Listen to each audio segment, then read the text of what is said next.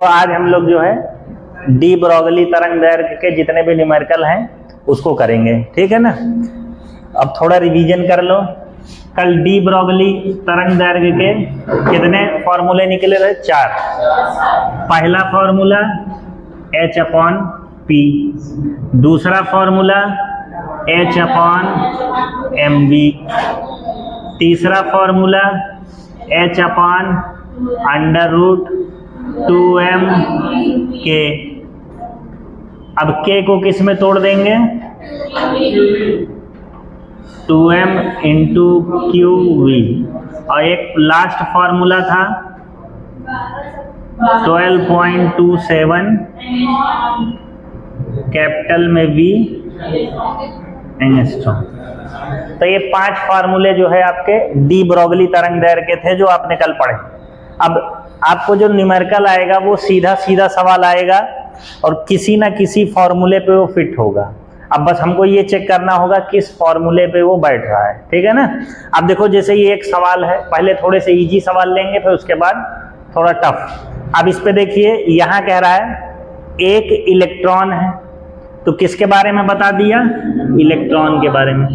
अब देखो इलेक्ट्रॉन के बारे में अगर बताया है तो इसके बारे में आप कुछ बोले चाहे ना बोले, आपको 2 डाटा पता होते हैं। पहला डाटा इसका आवेश आपको पता होता है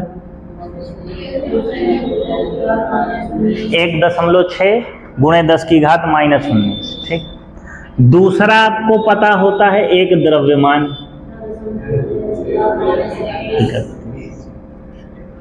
ये आपका कूलाम में होगा और ये आपका केजी में। तो केवल एक शब्द बोल दिया इलेक्ट्रॉन, तो ये दोनों डाटा समझ लो आपको दे दिया, ठीक है ना। तो ये आपको क्या है? ये आपको मिल गए।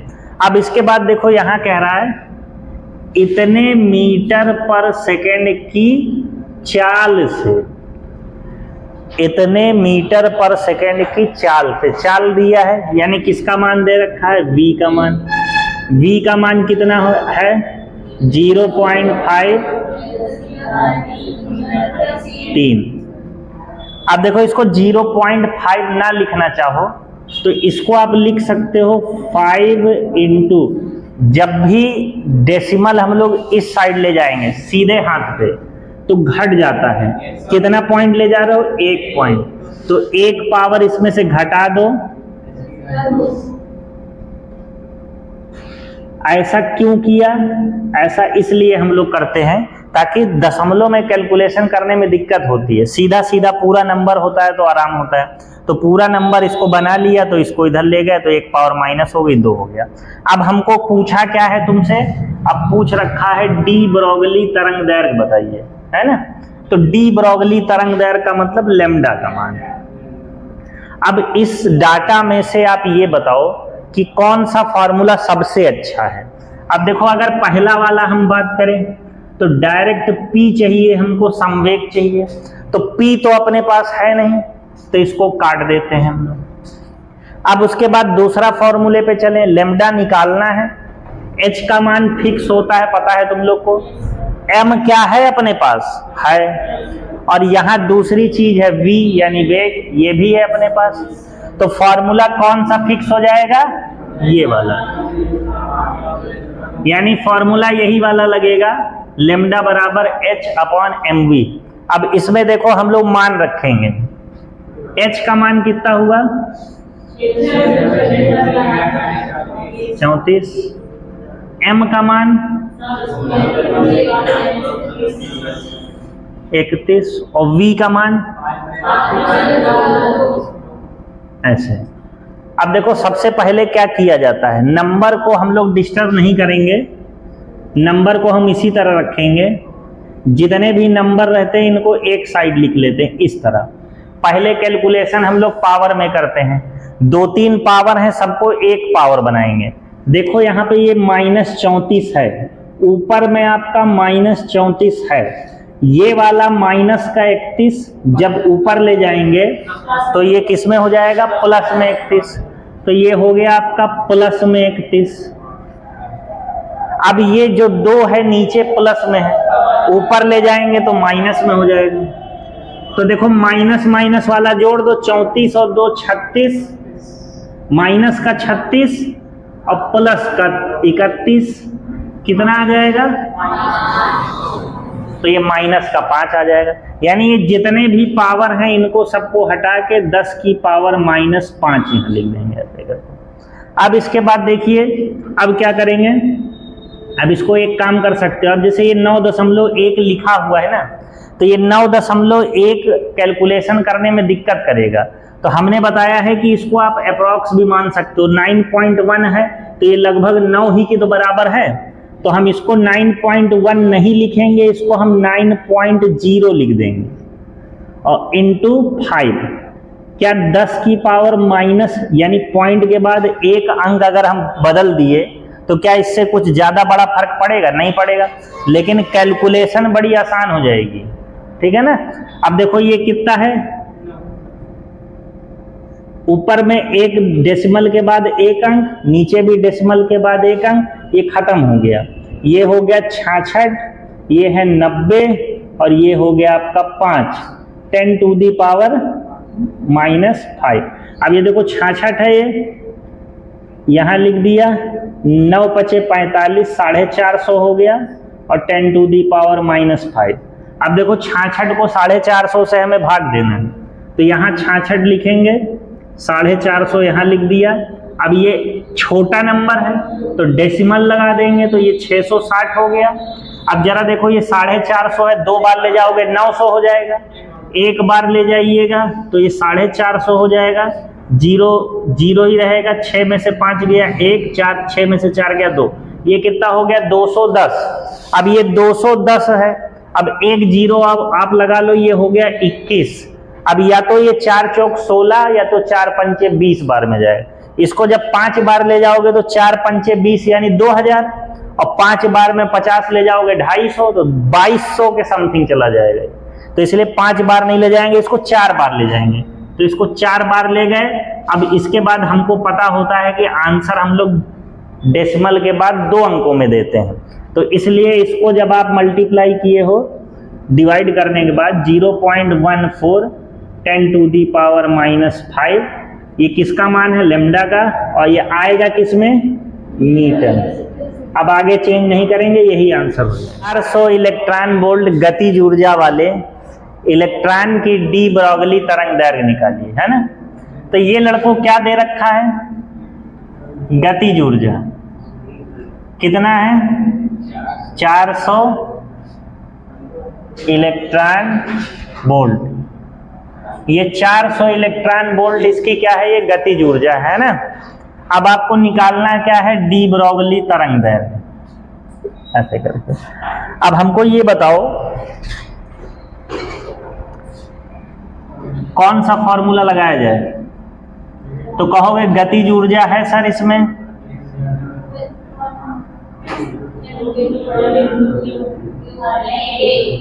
इंटू के, यही लगा दें हम।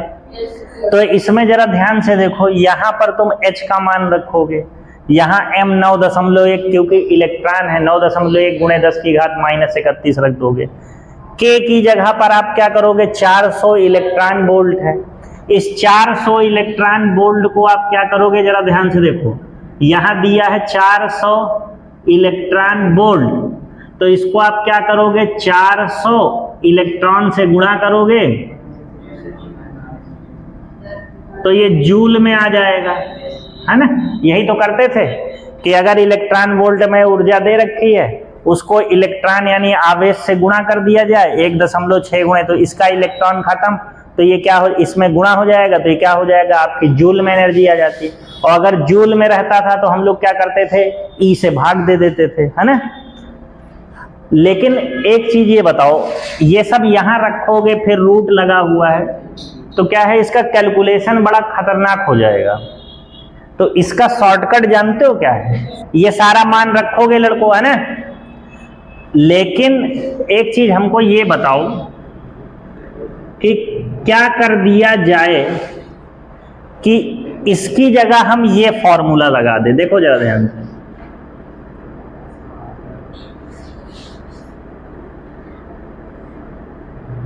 भाई यहाँ पे इलेक्ट्रॉन वोल्ट है और ये वोल्ट किसका मात्रक होता है? विभवांतर का।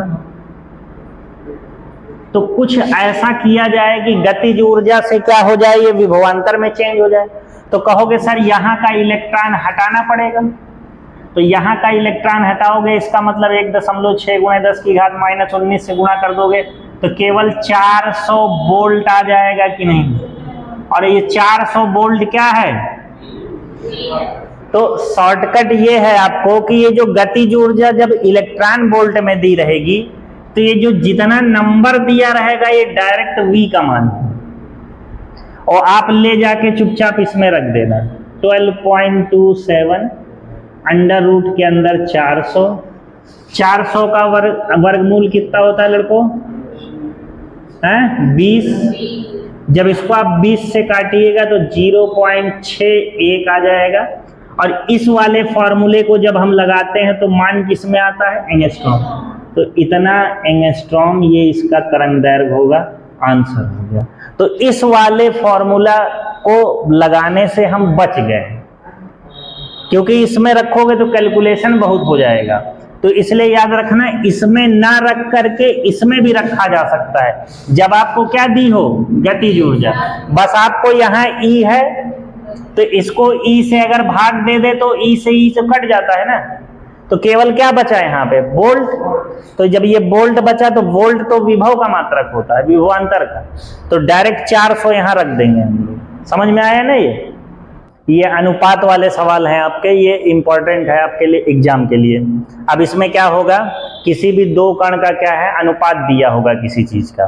तो यहाँ पे देखिए कौन कौन से कण हैं? प्रोटॉन है और अल्फा कण है। एक प्रोटॉन है और एक दूसरा आपका अल्फा कण है। किस चीज का अनुपात दिया है लड़कों? डी ब्रोगली तरंग दैर्घ्य का अनुपात दिया है, √8:1। अब ये √8 किसका होगा? क्योंकि √8 पहले दिया है, तो जो पहले दिया होगा उसका √8 है।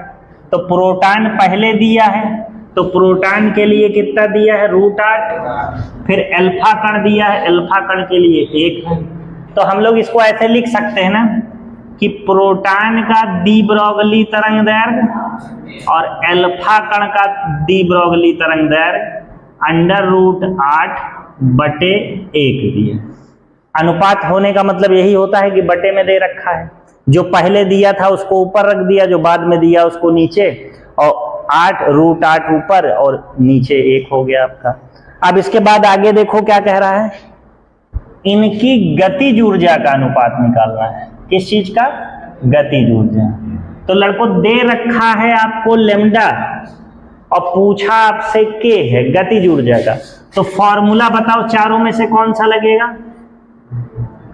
तो H/√2mk, इसी वाले में तो गतिज ऊर्जा है।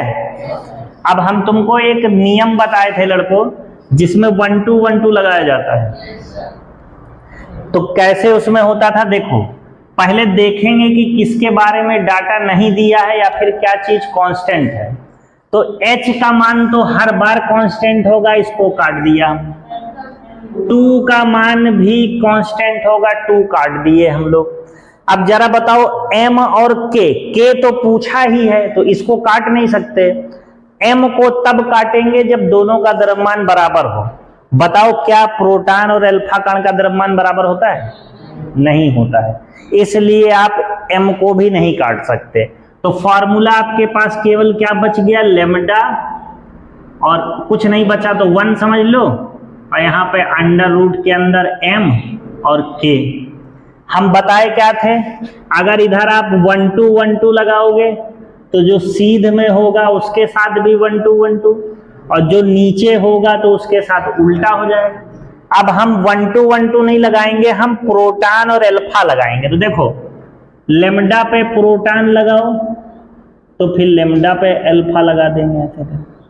अब अगर यहां पर कोई चीज होती, जैसे मान लो यहां पर होता X ऊपर, तो प्रोटॉन और अल्फा उस पे भी लग जाता क्योंकि सीधे सीधे है। लेकिन यहाँ X थोड़ी ना है, यहाँ तो 1 है, तो 1 से कुछ नहीं होगा। अब ये लेमडा और एम में उल्टा संबंध है ना लड़कों, तो उल्टा है इसका मतलब जो इस पे किए हो उसका उल्टा करना पड़ेगा, यानी 2 बार एम लिख दिया, यहां पी और अल्फा किए हो, यहां अल्फा और पी करोगे। गतिज ऊर्जा भी उल्टा है ना, तो यहां गतिज ऊर्जा लिखोगे, फिर यहां गतिज ऊर्जा लिखोगे, यहां पी अल्फा है तो यहां अल्फा और पी हो जाएगा ऐसे करके। और क्योंकि इसमें रूट लगा है तो इस पूरे पे रूट लगा होगा, क्योंकि पावर नहीं बदलती है इस नियम को, जहां स्क्वायर होगा वहां स्क्वायर रहेगा, क्यूब है तो वहां क्यूब, जहां रूट है तो वहां रूट ही लगा होगा, है ना। यहां तक समझ में आया। अब देखिए वैल्यू रखेंगे हम लोग, लेमडा प्रोटॉन और लेमडा अल्फा की वैल्यू √8/1, तो √8/1 mass of alpha, mass of proton, alpha पे प्रोटॉन, अल्फा का द्रव्यमान और प्रोटॉन का। हम तुमको एक चीज लिखाए थे, याद करो, जो अल्फा पर द्रव्यमान होता है वो 4 गुना होता है किसके, प्रोटॉन के द्रव्यमान का। यानी अगर प्रोटॉन का द्रव्यमान 1 किलो तो अल्फा का द्रव्यमान 4 किलो, ऐसा होता है रिलेशन, 4 गुना होता है। तो अब हम लोग क्या करेंगे, इसको क्या करेंगे, रख देंगे यहाँ पे। तो देखो जरा ध्यान से, यह मास ऑफ अल्फा यानी 4 किलो और मास ऑफ प्रोटॉन यानी 1 किलो, ऐसे हो गया। गतिज ऊर्जा का तो निकालना ही है, तो इसको कुछ नहीं कर सकते, तो के अल्फा अपॉन के प्रोटॉन।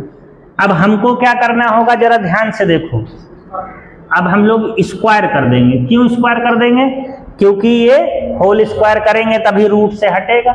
और अगर स्क्वायर ना करना चाहो तो जरा ध्यान से देखो, यहां ये 1 है तो इसको पूरा ऐसे लिख सकते हैं, 1 का रूट 1 ही होता है। अब ये रूट से ही रूट खत्म, चाहे स्क्वायर बना लो और चाहे रूट से ही रूट खत्म कर दो, काम वही है।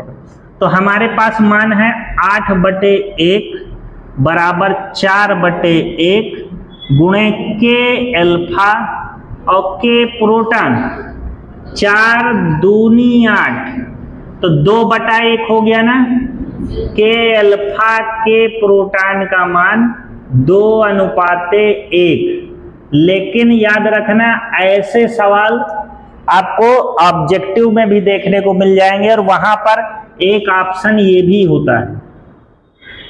इन दोनों में लड़के तुरंत गलत करते हैं। तुमको सवाल में पूछा किसका था, पहले प्रोटॉन दिया है और फिर अल्फा कण दिया है, तो पूछा भी पहले प्रोटॉन का होगा और अल्फा कण का। यहां पहले क्या प्रोटॉन है, नहीं, हम लोग को इसको पलटना पड़ेगा, यानी पहले प्रोटॉन लेना पड़ेगा और फिर उसके बाद अल्फा लेना पड़ेगा। तो पहले नीचे वाली वैल्यू आएगी और फिर आएगा, यानी उत्तर 1:2 होगा। 2:1 इसका उत्तर नहीं होगा। समझ आया ये सवाल? तो ये बहुत अच्छा सवाल है, आपके पेपर में पूछा जा चुका है, नोट कर लो इसको।